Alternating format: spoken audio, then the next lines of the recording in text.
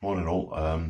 I wanted to share a little bit about Gideon as well. I've had quite a long relationship with Gideon. The first prophetic word I think I ever was given was about being a mighty man of valour and having broad shoulders to take that God's going to place upon them. So far that's been the case. But anyway, so just interestingly, seeing what's flying around about Gideon, I thought I'd share a few thoughts. In particular on how the men were divided up. So the first 22,000, as you know, disappeared off into the wilderness because they were afraid. That doesn't mean they weren't prepared to fight. It would just mean they weren't ready for a battle just at that stage. The second lot, now this is the interesting lot. And you see, there was a lot of guys that were left with perhaps, like, shall we say, all the gear but no idea. They knew they'd got a battle to go to. They knew they'd got stuff that they needed to do. They would have had the weapons, so I guess they were carrying their swords or whatever else they had back in the day. And they would have had perhaps some form of training, perhaps been involved in some sort of battle or skirmish or defence at some point. And then there was the 300 that were left. Now, the distinguishing factor between these guys is that they went down to the river to drink. Some went headlong. Now, these were the guys who thought they knew what they were doing. They'd got the gear, but hadn't got the idea. They hadn't had the length of service that perhaps the other guys had had.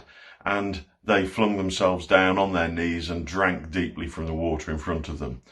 And that was the distinguishing mark. The 300 went down to the water and lapped, looking all the time what was going on around them.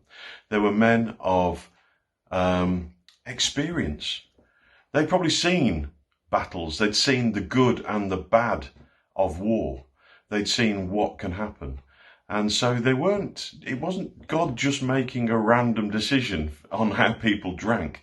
He wanted the men who would follow, the men who knew what it was to be, not just have authority, but be under authority, to submit.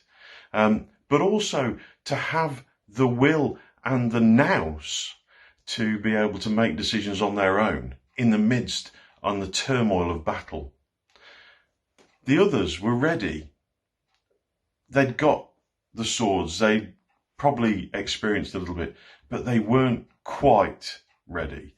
And that's just my take on it, really. And my prayer has been through 30 years of knowing and taking this walk with Gideon that I want to be one of those men.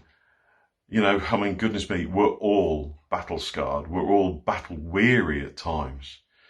But, you know, there's a difference between battle weary and being battle ready. And, so I want to encourage you this morning, guys, be battle ready. Keep your swords sharp. Keep your shields up and lock in to God, to his word. And, protect one another in prayer, in encouragement, in love. These are the marks of a man of God. Of course, we're not going to go out into battle physically. That's not what we're talking about. We're talking about spiritual warfare, spiritual battle. So stand with one another, stand for one another, and protect each other. Anyway, bless you guys. Cheers.